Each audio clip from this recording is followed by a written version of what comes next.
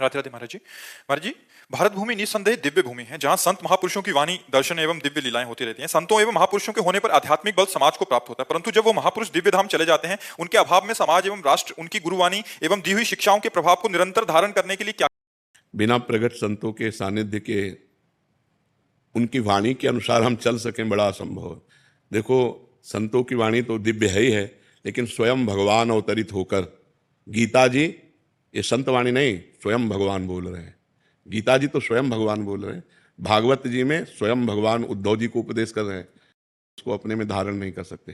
तभी धारण कर पाएंगे जब कोई गीता के अनुसार चलने वाला संत मिलेगा, और उससे जब हमारा संबंध होगा, भाव संबंध, और वो जब अपनी दिव्य अनुभूतियां देगा, तो गीता जी की बात हमें समझ में आने लगेगी, तो हमें गुरुवाणी की बात समझ में आने लगेगी, तो हमें बड़े बड़े सदग्रंथों की बात समझ में आने लगेगी। इसीलिए हमें संतों का संग मिले तो परम सौभाग्य है। अगर संतों का संग न मिले तो केवल ग्रंथ से देखकर हम अपना कल्याण नहीं कर सकते। स्वामी जी ने प्रथम भगत संतन कर संगा, सबसे पहली भक्ति रखी है गोस्वामी जी ने, संतों का संग। अगर मेडिकल स्टोर है और हम बीमार हैं और हमें मेडिकल स्टोर में खड़ा कर दिया जाए, क्या हम निरोग हो सकते हैं?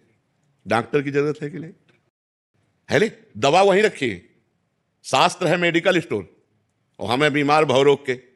अब हमको शास्त्र रूपी मेडिकल स्टोर से हम निरोग नहीं हो सकते, क्योंकि हमें बीच में वैद्य की जरूरत पड़ेगी, डॉक्टर की जरूरत पड़ेगी। मेडिकल स्टोर में ही दवा रखिए, अब वो पहले हमारे रोग को समझे और हमारे अधिकारानुसार वो हमें दवा दे। वो मेडिकल स्टोर से ही देगा, लेकिन अगर डॉक्टर से हम ना मिले तो हम अपनी हानि कर सकते हैं। तो शास्त्र क्या है? मेडिकल स्टोर है। गुरु क्या है? डॉक्टर है। हम हैं मरीज।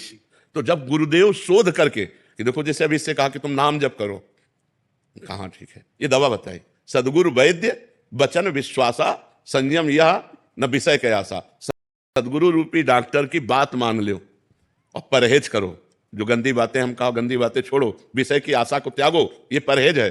दवा खाओ, सदगुरु की आज्ञा का पालन, परहेज, गंदी बातों का त्याग करो, अभी सब ठीक हो जाएगा।